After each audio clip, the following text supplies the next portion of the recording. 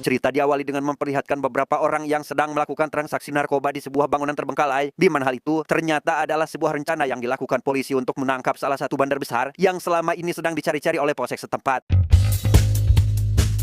Dia bernama Denny, seorang intel polisi berpengalaman yang saat ini sedang menyamar menjadi pembeli, di mana Denny ini terlihat sangat tenang, santai, dan begitu mendalami peran. Namun ketika si bandar menyuruh Denny untuk mencobanya terlebih dahulu, rekan polisi yang sedang mendengarkan percakapan Denny pun langsung memerintahkan semua polisi yang sudah mengepung tempat ini segera bergerak sehingga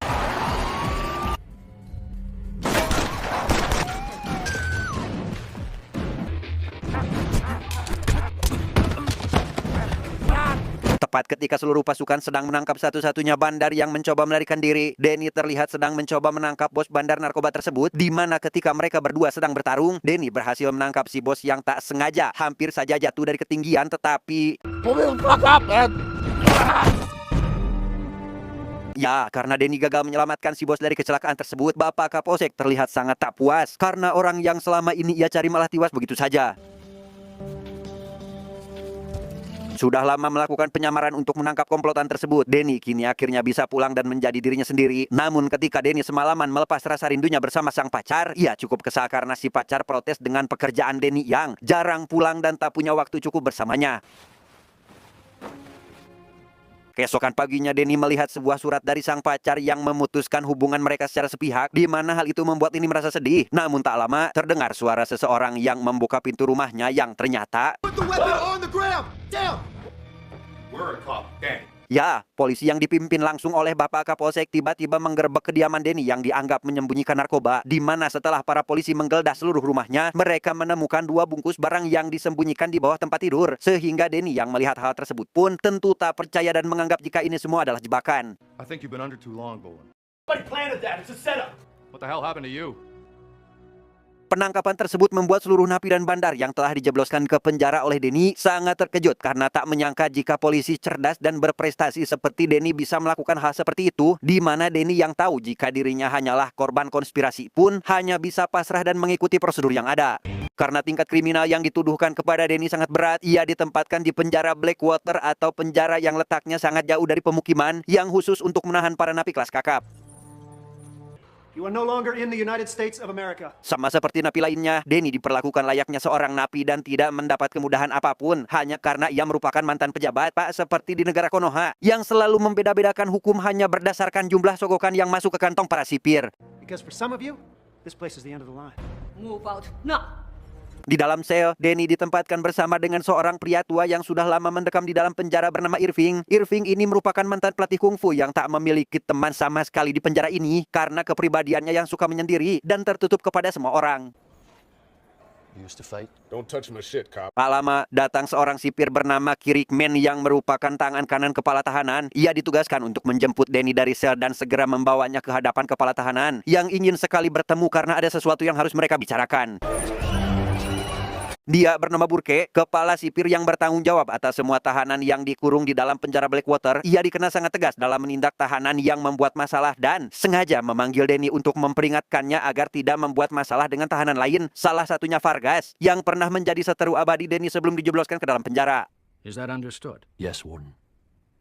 Excellent. Selesai berbicara dengan Burke, Denny kemudian dibawa ke dalam ruangan interogasi untuk dipukuli, disiksa hingga babak belur sebagai sambutan hangat karena telah bergabung dengan tahanan penjara Blackwater. Keesokan paginya ketika semua tahanan sedang sarapan, Denny yang terlihat masih babak belur akibat disiksa oleh Kirikman pun cukup kebingungan untuk bisa menemukan tempat makan yang kosong. Namun saat melihat Irving sedang makan sendirian, ia pun ikut bergabung dan duduk makan bersamanya. Just deal with what you got to deal with. Don't bring it on yourself. Melihat musuh lamanya yaitu Vargas, Denny lantas menanyakan pada Irving terkait sosok Vargas yang disinyalir sangat ditakuti di dalam penjara ini, di mana Irving mengatakan jika Vargas bisa dibilang merupakan bos besar, menjalankan sebuah kompetisi bertarung hingga mati yang dilakukan antar tahanan dengan hadiah uang dan kebebasan. Buying off a prison guard is easy. They don't pay him shit. Warden? Pertarungan tersebut bisa dilakukan karena Vargas bisa menguasai Burke yang merupakan kepala sipir penjara di sini. Selain itu, ia memiliki koneksi yang sangat luas bahkan di luar penjara sekalipun, sehingga bisa dengan mudah mengancam keluarga para petinggi untuk melancarkan apa yang dilakukannya di sini. You could say that. Di tengah percakapan tersebut, datang seorang tahanan yang seolah mencari masalah dengan sengaja menumpahkan piring makanan Irving, sehingga Danny yang memiliki prinsip lo jual gue beli pun langsung melakukan hal ini pada tahanan tersebut.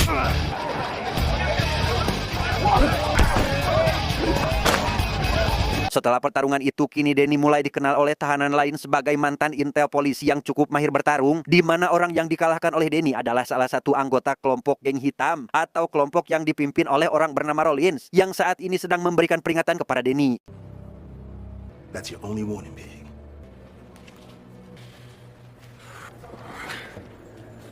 Danny yang saat itu sudah kembali berada di dalam sel mendapatkan tamu seorang agen khusus yang masih mempelajari kasus Danny bernama Gwen, di mana ia sengaja menemui Danny untuk memberitahu jika kasusnya masih dalam proses dan masih ada kesempatan untuk Danny bisa keluar dari penjara ini. I would never, ever shame my family. I will do everything I can to clear your name. Di sisi lain, Vargas yang saat itu sedang asik bermain catur didatangi oleh Rollins dan semua anak buahnya untuk meminta jatah hasil dari beberapa taruhan yang sudah dilaksanakan. Namun karena Vargas tak ingin rugi dengan memberikan sebagian keuntungannya pada geng hitam, ia pun menolaknya dan membuat Rollins marah sehingga Mates might be making a break for it. Tell me, Mr. Vargas. ya, meskipun Rollins menang jumlah dibandingkan Vargas, ia tetap tak bisa berbuat apa-apa karena Vargas menguasai seluruh penjara, termasuk Kirkman, yang setia melayani dan melakukan apapun atas perintah dari Vargas.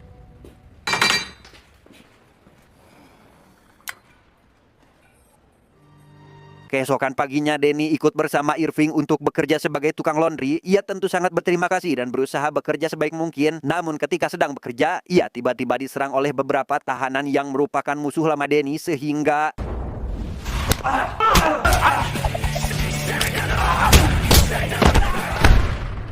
selesai mengalahkan para tahanan tersebut, Danny terlihat cukup khawatir karena takut para sipir tahu jika ia berkelahi dengan tahanan lain. Namun Irving mengatakan jika hal itu tak akan terjadi karena sebelum menyerang, mereka telah menutup CCTV terlebih dahulu dengan handuk. Siang harinya, Vargas meminta Kirkman untuk membawa Danny ke ruangannya. Ia ingin Danny ikut serta dalam pertarungan yang selalu ia adakan di dalam penjara, di mana pertarungan Danny akan sangat ditunggu-tunggu oleh para tahanan lain untuk memasang uang taruhan yang cukup banyak. Damn happy to fight you. My world now, Danny. Karena Danny tak memberikan keputusan dan lebih ke menolak permintaannya, Vargas langsung memerintahkan anak buahnya untuk melakukan sesuatu kepada Danny agar ia bersedia bertarung di dalam arena yang telah dipersiapkan. Dan ya, ketika Danny baru selesai mandi, tiba-tiba saja ia mendapat serangan mendadak dari salah satu tahanan yang diperintahkan oleh Vargas, sehingga ia harus dilarikan ke rumah sakit dan dirawat selama beberapa hari. My name is Dr. Bell. Baru saja siuman, Danny diberitahu oleh dokter yang merawatnya jika ia sangat beruntung karena tidak langsung dihabisi oleh Vargas, sehingga si dokter hanya menyarankan agar Danny melakukan apa yang diminta oleh Vargas untuk setidaknya bisa bertahan hidup lebih lama lagi di penjara ini. I put a dozen or so men in body bags. Am I the only guy not on his payroll? At least in the cage, you have a chance. Cara tersebut rupanya berhasil membuat Danny mengiyakan apa yang diminta oleh Vargas, yaitu melakukan pertarungan dengan para tahanan lain. Sehingga setelah Vargas mengkonfirmasi jika Danny bersedia melakukannya, ia pun segera menyebar informasi kepada seluruh tahanan dengan cara seperti ini. Pertarungan tersebut langsung membuka celah untuk para penjudi mempertaruhkan semua uang mereka, di mana hal itu bisa berjalan sangat lancar karena kekuatan finansial Vargas yang begitu overpower dengan menyogok semua aparat yang berada di dalam penjara. Dan tibalah malam di mana pertarungan Danny akan dilaksanakan. Kirkman yang bertugas ibaratnya sebagai penjual karcis pun berkeliling sel untuk menarik uang para tahanan yang berniat untuk menyaksikan pertarungan tersebut. Money talks, bitch. Di arena pertarungan terlihat Danny sudah berada di dalam ring bersama dengan lawan yang akan bertarung dengannya. Sementara Vargas yang bertindak sebagai juri sekaligus wasit pun mengatakan jika peraturannya hanya bertarung sampai ia menghentikannya atau sampai ada salah satu petarung yang tewas di arena.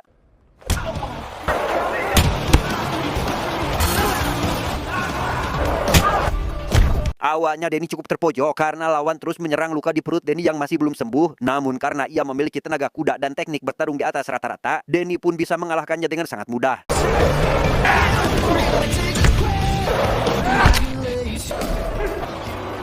Atas kemenangan tersebut, Vargas diberikan saslop rokok sebagai hadiahnya, di mana hal itu menjadi pertanyaan Danny bagaimana Vargas mendapatkan uang untuk membelinya, sehingga Irving yang sudah lama berada di sini pun mengatakan jika Vargas memiliki uang dari hasil pertarungan yang diadakan di sini. Tak hanya itu, Vargas juga memiliki jaringan narkoba yang sangat luas yang bisa ia kendalikan dari dalam penjara ini.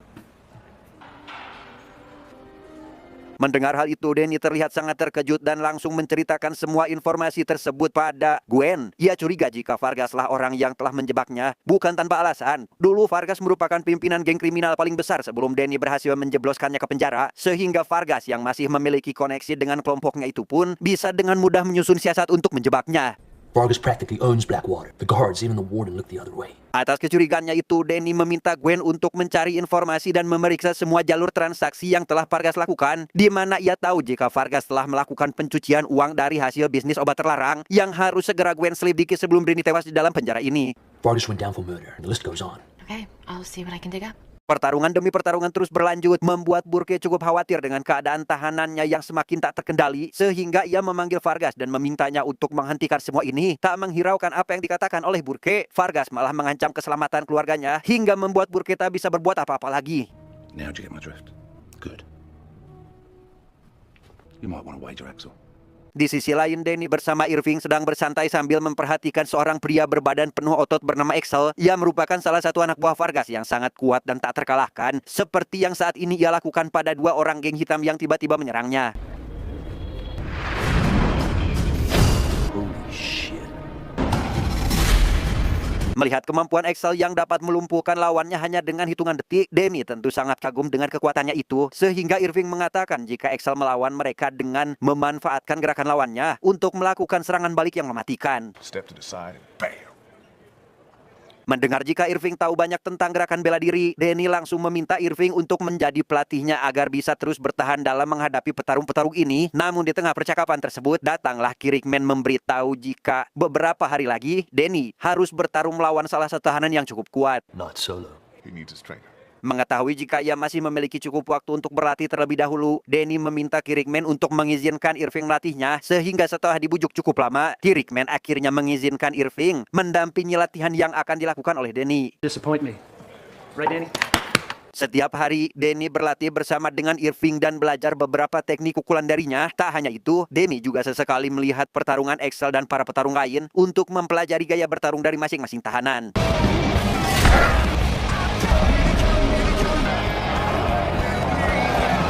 Setelah melihat pertarungan beberapa tahanan yang sangat kuat, Danny makin semangat untuk berlatih teknik dan strategi baru dari Irving agar bisa mengimbangi kekuatan atau bahkan bisa mengalahkan lawannya nanti. Speed, power, and movement. Selalu bersama setiap hari, Irving mulai terbuka dan mengatakan kepada Danny jika ia memiliki rencana untuk kabur dari penjara ini, di mana sekitar 10 tahun lalu, Irving tak sengaja menemukan sebuah lubang di salah satu ruangan yang terus ia perbesar dan rahasiakan sampai saat ini. When are you gonna make a break? I'm just waiting for the right moment. Ketika sedang akan tidur, Danny menanyakan terkait gym atau tempat latihan Irving setelah dirinya di penjara. Irving menjawab jika awalnya gym tersebut akan ia berikan kepada anak perempuannya yang mungkin seusia dengan Danny bernama Elisa. Namun karena Irving malah di penjara, gym tersebut kemungkinan besar sudah disita dan hanya berharap bisa keluar dari sini untuk menemui anak dan cucunya di kota. You got your cash somewhere secure, I trust. Dan tibalah waktu di mana pertarungan akan dilaksanakan. Kirkman menjemput Danny untuk segera memasuki arena pertarungan. Dengan disaksikan langsung oleh Vargas, Danny pun dengan cukup mudah menghajar hingga mengalahkan lawannya itu.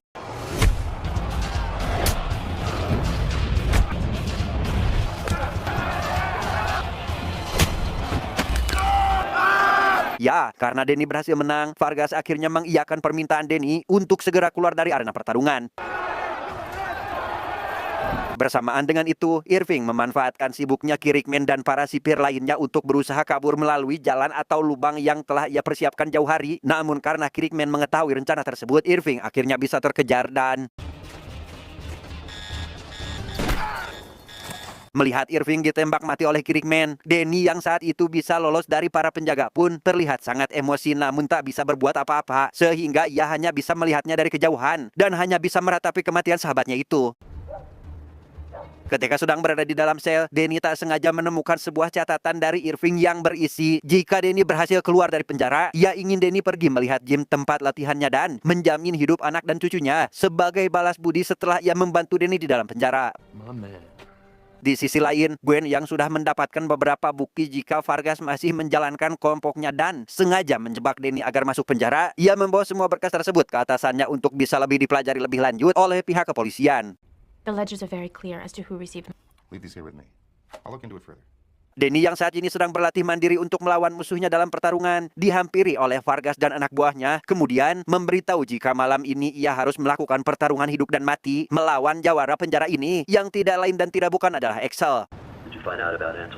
Karena tak bisa menolak, Denny harus mengikuti apa yang Vargas inginkan sehingga ia yang hanya beberapa jam lagi akan melakukan pertarungan lantas menghubungi Gwen dan mengatakan jika sebentar lagi ia akan bertarung hingga mati melawan anak buah Vargas. Mendengar hal itu, Gwen sangat terkejut karena ia baru saja berusaha untuk mengeluarkan Denny dari sana sehingga ia langsung menghubungi Bapak Kapolsek dan bergegas pergi menuju penjara Blackwater. Setibanya di sana, Gwen menemui Burke dan menanyakan terkait Denny dan pertarungan rahasia yang selalu diadakan di dalam penjara Blackwater sehingga hal itu membuat Burke sangat terkejut dan memanggil salah satu sipir untuk membawa dan mengamankan Gwen dari ruangannya. Detain her until further notice. Kembali kepada Denny, saat ini ia sudah berada di dalam arena pertarungan dan baru saja memulai laga hidup matinya melawan sang jagoan Axel, di mana pada pertarungan tersebut Denny terlihat sangat kewalahan menghadapi kekuatan Axel yang sangat luar biasa.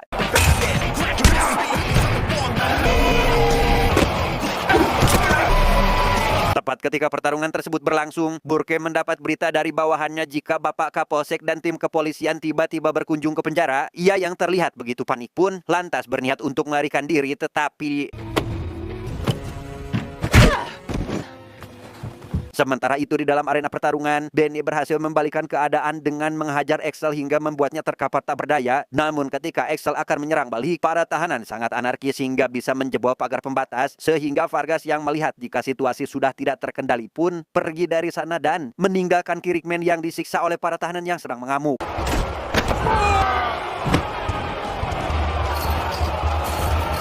Melihat Vargas kabur, Denny tentu tidak membiarkan hal itu terjadi sehingga ia dengan cepat mengejarnya dan inilah yang terjadi. Sementara ia sedang melawan Axel yang masih melindungi Vargas, geng hitam yang dipimpin oleh Rollins rupanya malah membantu Denny dengan menghadang Vargas dan mengeroyoknya hingga tewas.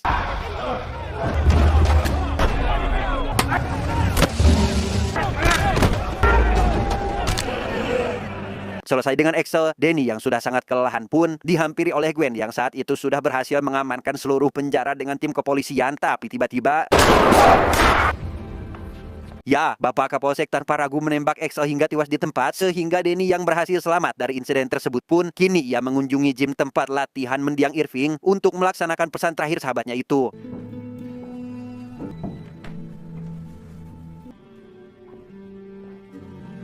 Tak menemukan sesuatu yang berharga, Denny merasa jika samsak yang ia pukul terasa berbeda dari samsak pada umumnya, sehingga karena penasaran, ia pun berusaha merobek samsak tersebut yang isinya berkat ribuan dolar yang disembunyikan Irving dalam samsak tersebut. Denny bisa pergi ke rumah kediaman anak Irving yaitu Elisa dan memberikan semua uang tersebut kepadanya.